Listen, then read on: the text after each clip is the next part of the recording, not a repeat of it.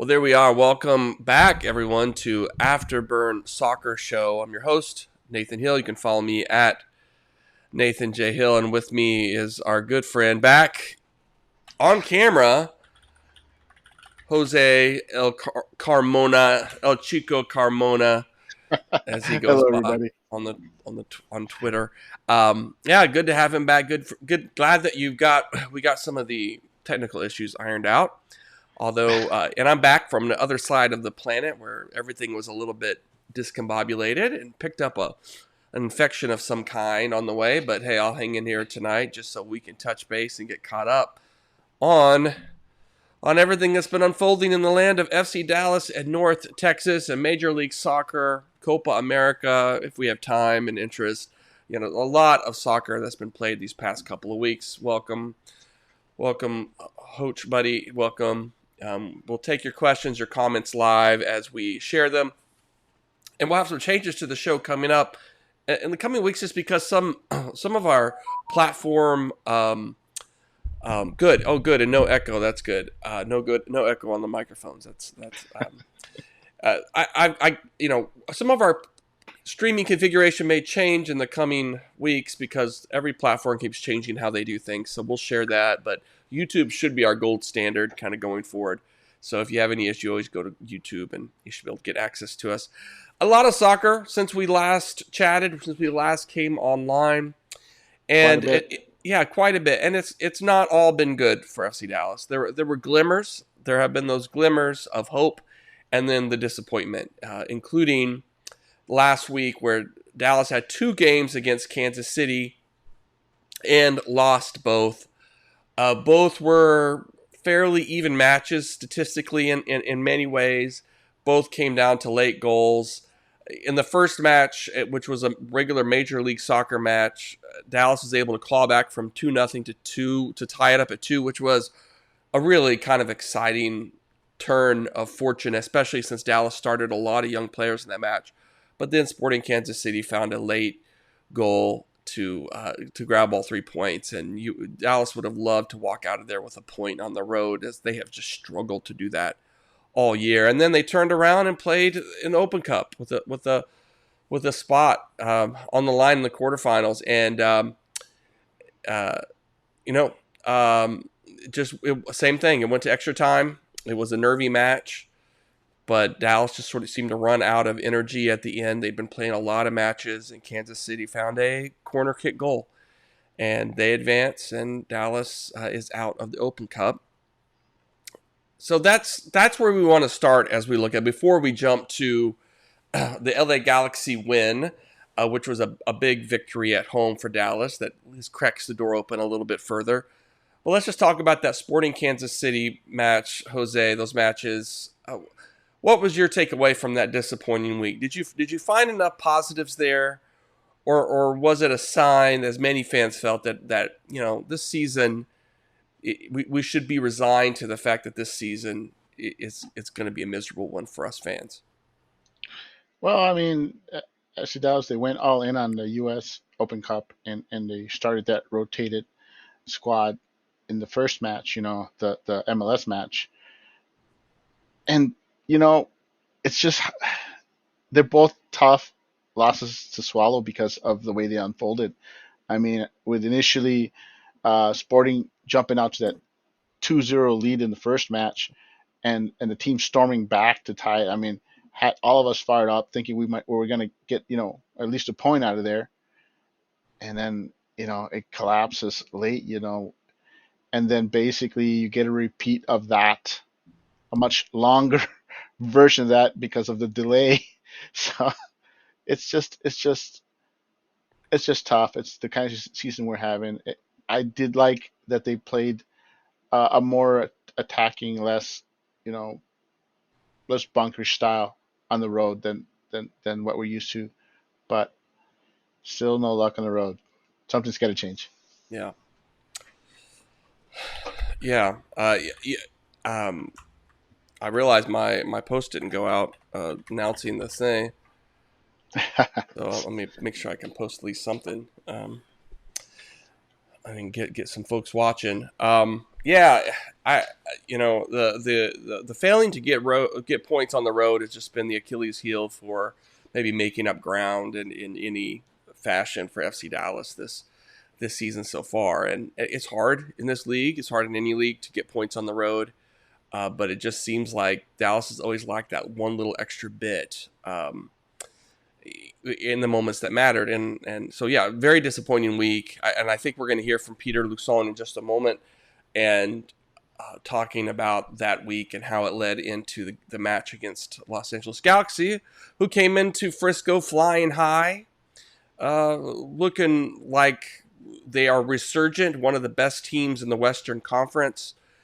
And some of us maybe were not feeling too confident about this match coming into it, even though it was going to be, at home, and Dallas has been doing better at home. So I don't know, Jose. Were you feeling a little bit nervous about this match, and if Dallas was just going to start to collapse some as a team after that brutal week in Kansas City? Yeah, I was worried that the team would give up a late goal. So I was worried that it would end up as a draw. In all honesty, um, and and hey, Marston, my brother-in-law. Anyway, he's it's just he just derailed my train of thought with that with Yeah, that yeah. comment. But it's just tough, you know. I thought I was hopeful that the team would somehow, would win like a 1-0 win at home, and I expected the team to play aggressive early, and once they went up 1-0, you saw that they basically weren't as aggressive, and were basically looking for opportunities, and so it wasn't like a convincing win, I would say. It's a nice win, and it's good to keep winning at home, which they've continued to do under their interim manager. And we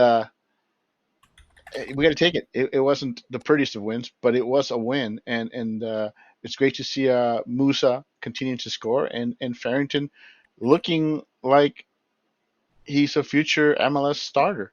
Every game starter. Yeah, Farrington has to be a big story out of this. As I'm just posting a few It things here. softens it softens the loss of Ferreira, which it, he's been missing so much that the idea was to have two strikers up top with Pitar and Jesus, and with Farrington coming on, it's made it so the team can now save Jesus and wait till he gets fully healthy.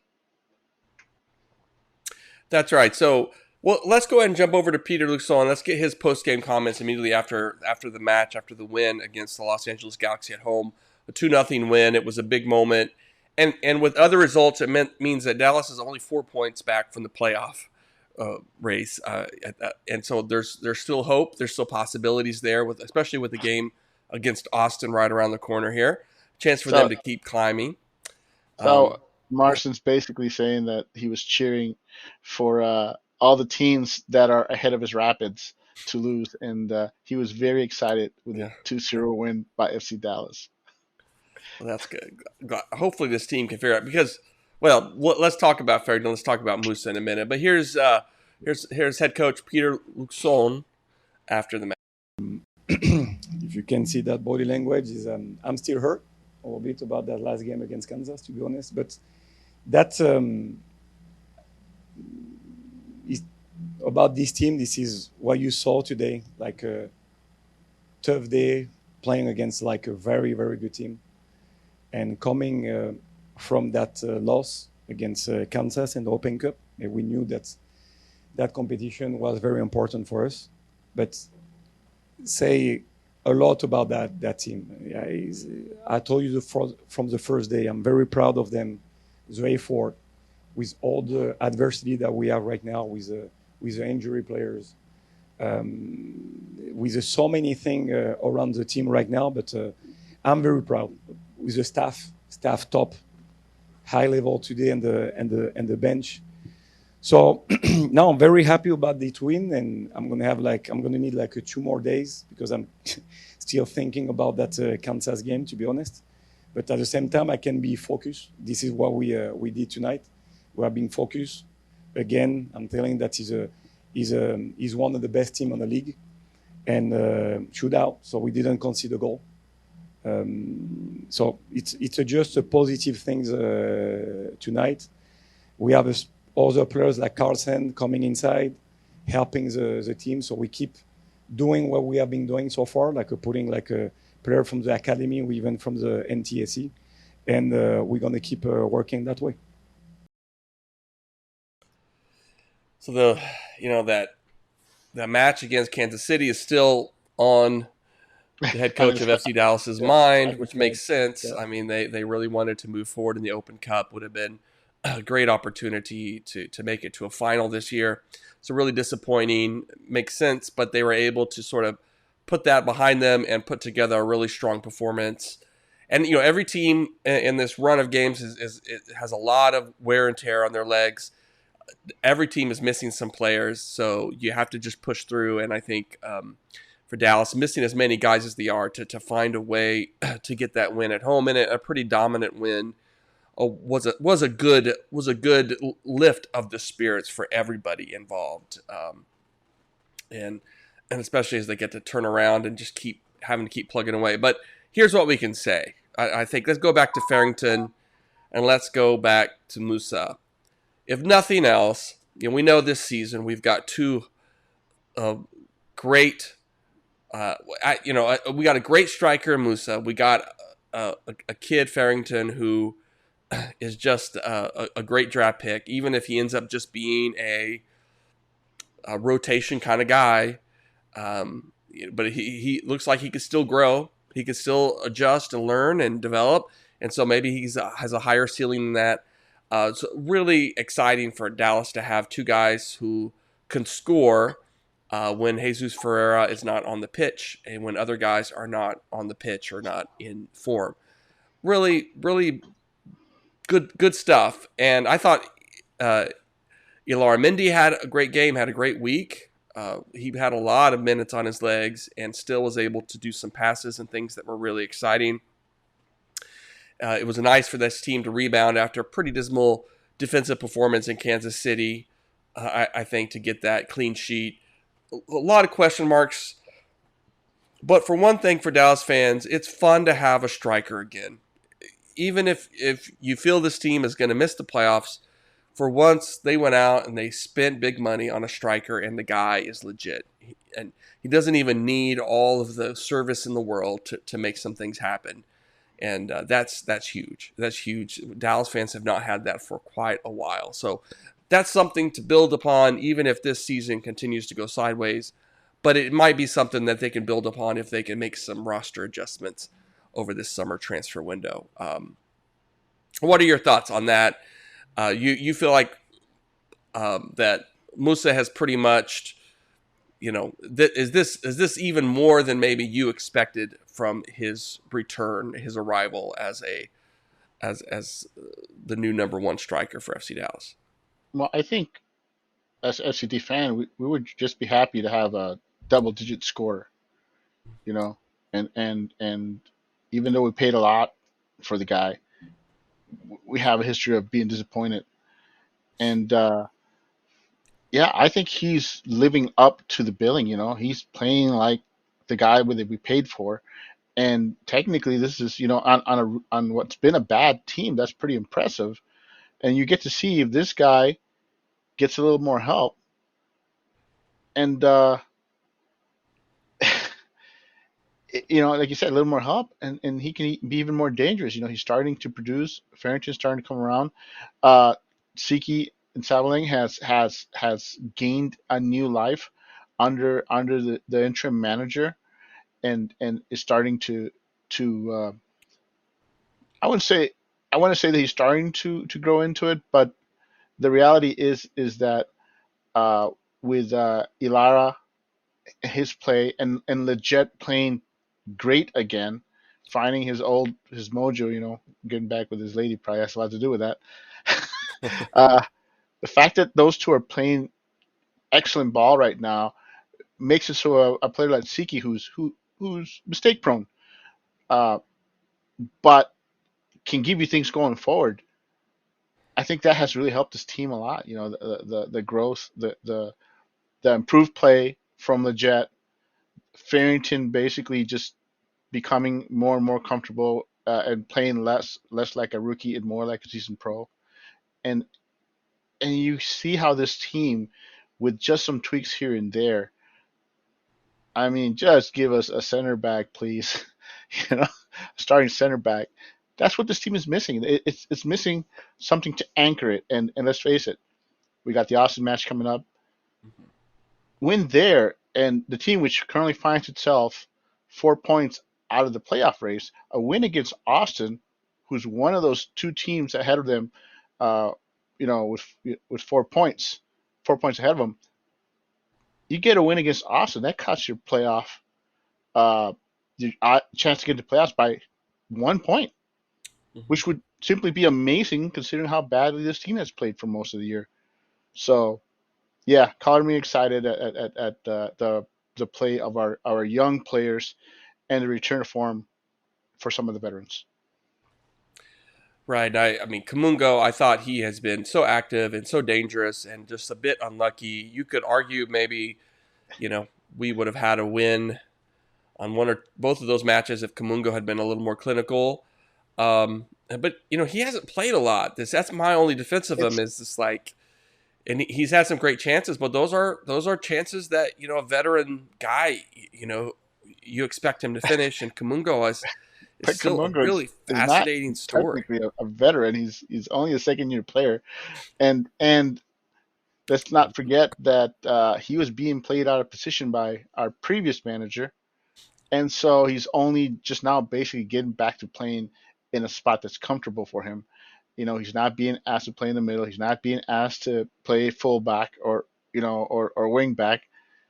And so I think we're starting to see Kamungo get back to his old self. I still don't think he is, you know, enough of a difference maker by himself. He's not going to lead this team in scoring or assists or created, um, created opportunities, but he brings chaos to the table, and that's something that this team, needs at times. When it looks toothless, it's nice to have someone that can basically cause chaos and make something beautiful happen, which is basically what Kamungo is doing. He just doesn't do it enough, and that's okay. He's young. Hopefully, we'll start seeing more and more of that Right. from him. All right. I think these are all learning opportunities for him. Um, and I mean, the big issue is just defense, and it's just really frustrating. Whether it's just the lack of talent, as you said, maybe one legit veteran center back to pair next to Tafari, who can help bring some leadership, or whether it's a new vocal leader on the back line or what, just to help deal with some of those situations. Especially against Kansas City, two of the set piece goals, you just can't give those things up in a crucial match, and even for some veteran guys like Tumasi to be responsible sometimes for missing their mark or whatever. It's just it's hard. It's hard to know what to make of all of that. So definitely this summer Well, transfer window, we're going to be watching. And the big rumor that's out there, and I think Hochier, he mentioned it, kind of alluded to it. If the team, was this the last match that Martin Paz will be with the team? Because there have been rumors that yep.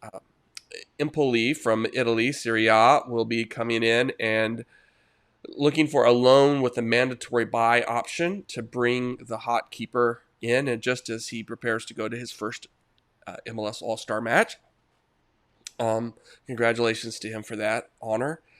And so, the rumor I had heard a few weeks ago was that they were working on a long-term contract extension to keep Paz in Dallas for the rest of his career, like to really make him a mainstay, and which I would have no problem with. I just love the guy. He loves Dallas. He's acclimated well. and he's an important figure. He's charismatic. He loves the fans. It seems like a big win, but maybe with how things have been going, a team like this comes looking, and Paz says, well, maybe I'll listen. Maybe I'll listen and return to Europe with my supermodel wife.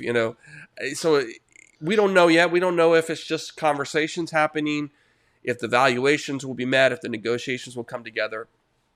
But it's one of those things that's looming over it that could add further turmoil. But it could also open the door for new signings that could help bolster Dallas's run. What are your thoughts on that rumor? My thoughts on that rumor is that I'm a huge fan of, big sales and transfers and stuff like that. I'm not a fan of that rumor, and I'm hoping that it's wrong and it's not true. And I'm hoping that Dan Hunt and the team recognize that the only reason this team is showing any life whatsoever this season is because of Pass, and it'd be foolish to let him go, just to make a buck, because if this team somehow manages to get into the playoffs, it'll be because Pass allowed the team to survive its struggles, and I I'll be hoping that the team finds a way to keep Pass. Maybe not like you said for the rest of his career, but long term is what I like to see. Well, I think we saw the blueprint against the LA Galaxy, which was um, continuing to find ways, a much more vertical game, and that's something that Luke Stone talked about when he took over, was to not passing back as much. I mean, that goal we played at the opening during the credits, the Farrington's goal against LA, was just the kinds of ways I think that Dallas wants to, in the short term, break down opponents, which is I get the want to ball over the actually top. add something to that. Yeah. Like the thing with Sporting Kansas City, uh, I think if you look at that game, especially the first one when the team was down 2-0, and then they tied it, they rolled back. The momentum was with them, and the subs they brought in were not defensive subs. In the past, with a draw on the road, this team would basically just bunker and say, "Hey, we'll take the point and possibly three if we can get a counter."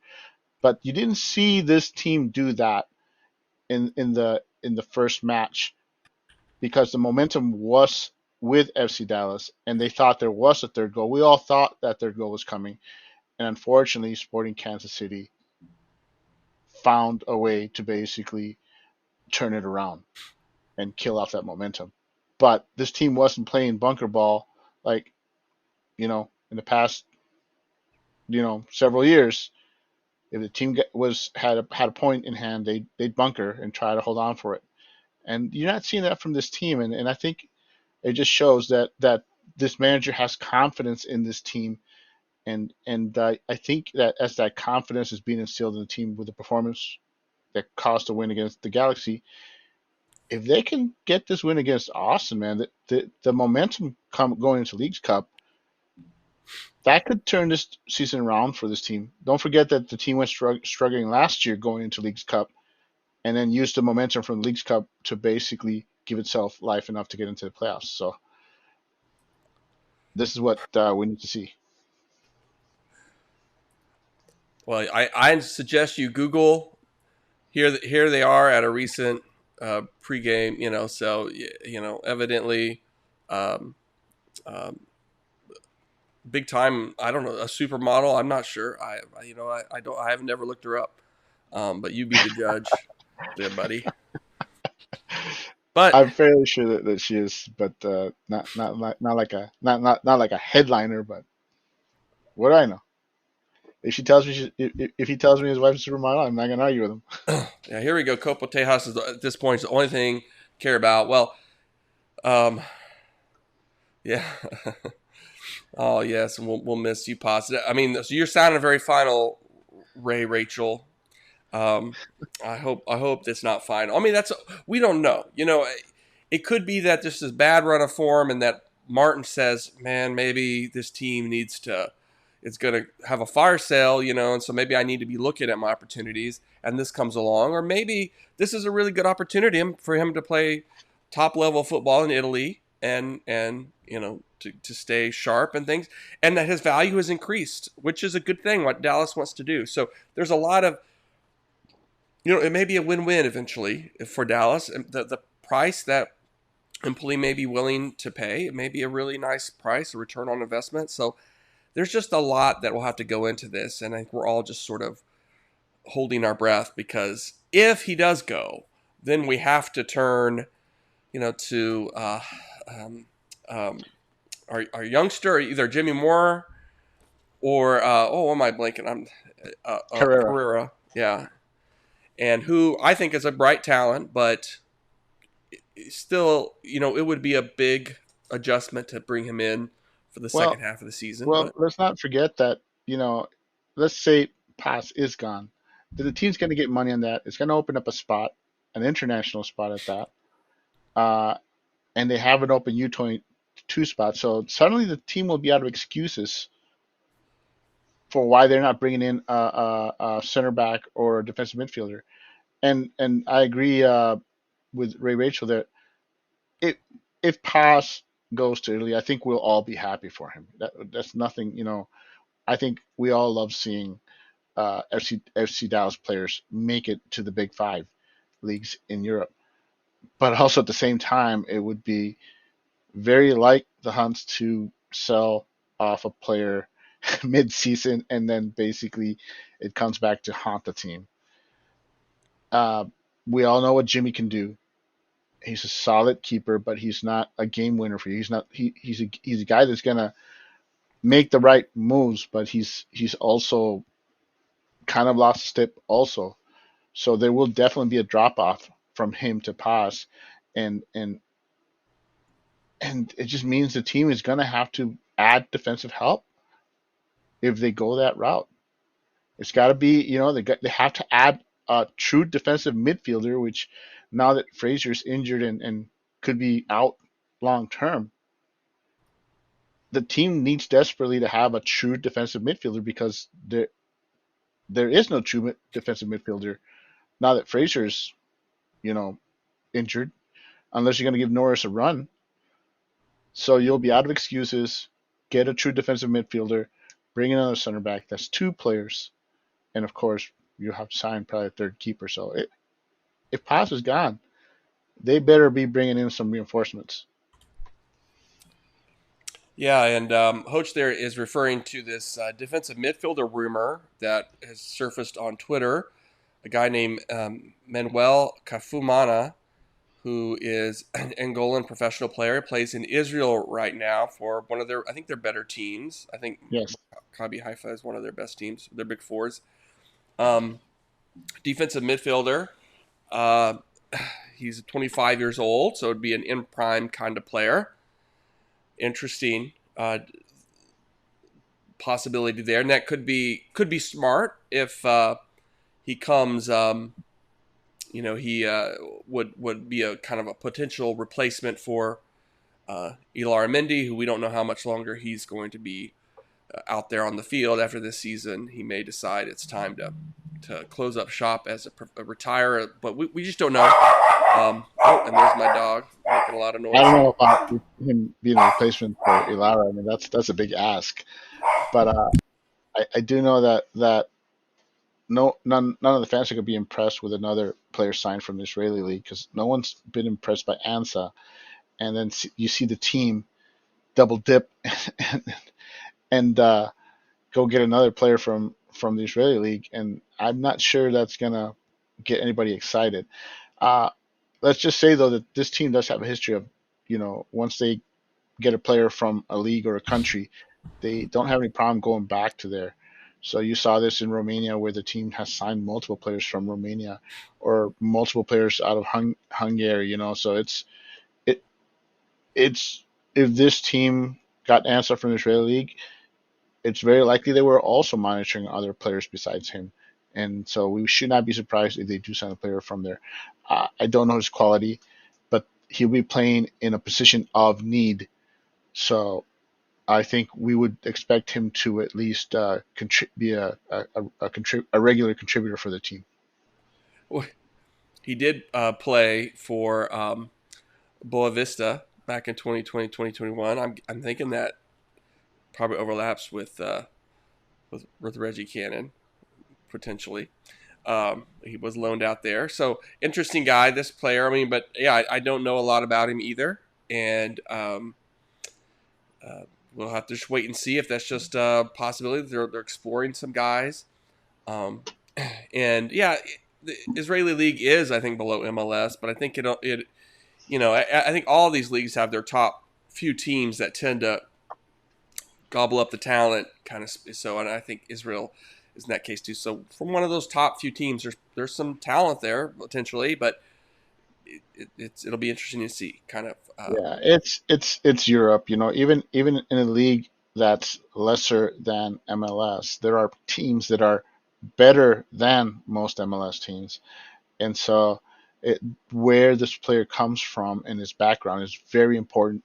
The fact that he's played for Boa Vista, that he's been loaned to them, means that he's at least played in a tougher league. A league that has such teams that that some people would say is better than MLS. So it would be, I think, it's a good sign. His background's a good sign. Like I said, I don't really claim to know much about the guy, Yeah. but they have to get it right if Frazier is gone for the rest of the season, because, like I said, they don't have anybody there that's a true defensive midfielder, and this guy is a defensive midfielder. And if Frazier's not available, then this guy has to come in and give us minutes immediately.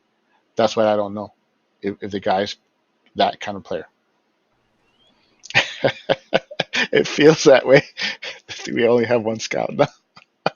Well, let's close out the show. Well, of course, we can mention that North Texas has been mostly on a roll. They really haven't missed a beat with Michelle taking over as head coach. He's fun to talk to after the matches, and the team is a lot of fun to watch. Of course, there's been some rotation, some guys like Thomas Pondeka getting minutes with the senior team because of injuries and things. So I think that's adjusted things a little bit for them. But they did lose. They went up to Colorado and lost, only their second loss in the season, 2-0 against the Rapids 2. It's a bit of a Rapids, surprise because, result. A bit of a surprise result because Rapids 2 haven't been super great this season, have been trying to build something there. Um, and North Texas has been so good on the road, and so they just went up and they just never really got going. Maybe had a few decent chances late, but it was a little bit, too late, too little, kind of a thing. And so it's a learning experience for that team, and still a lot to like about that team as far as they're them pushing for some postseason action. So I know, like right now, North Texas are regularly sending out deals where you can get tickets for free. So FC Dallas fans, go see North Texas, go support they're a this fun team. team. They're a fun I have team. to admit, though, that I missed yesterday's game because for some reason I thought it was today. And so if I would have known that they were playing Sunday, I would have let Marson, who's a Rapids fan, know that they were playing, and we would have watched it together. Unfortunately, um, he unfortunately for me, I didn't see the team lose, so they're still undefeated in my heart. And unfortunately for him, he missed a chance to give me crap all night. But and meanwhile, like Austin, it could be a good time, really, for Dallas to play Austin. I mean, I think it's at home, so you expect a win. I mean, you just got to win, and you got a chance to get the Copa Tejas, which I know isn't as valuable as the Open Cup, but it could be a little moral boost, and fans would sure be happy to talk a little crap to Austin fans for a bit.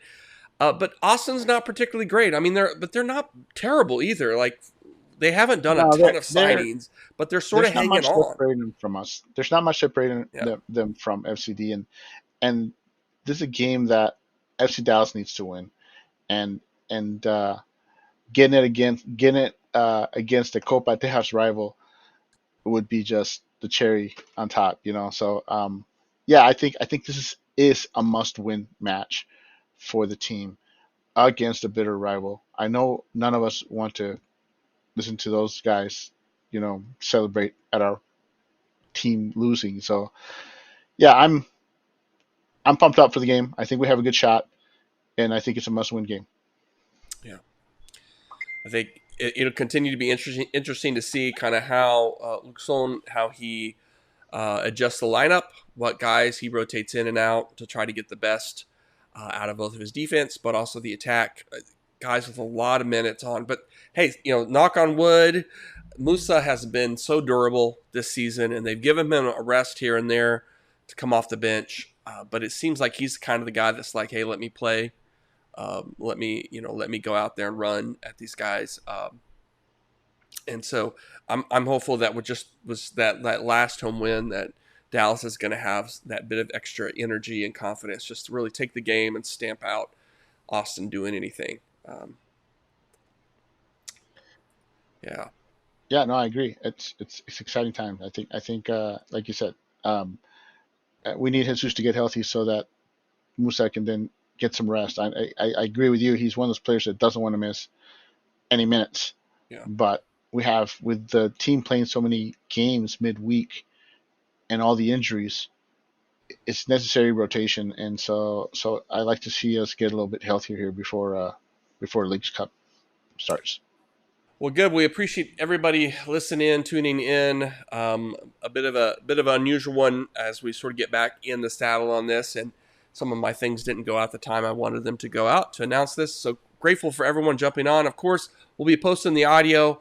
I'll try to clean up the dog barking in there too at some point, and be looking forward to some more FC Dallas action this Wednesday night at home against Austin FC. Thanks, Jose. Good to see your face. Good to see your face too. All right. Good night, Thanks, everybody. guys. Good night.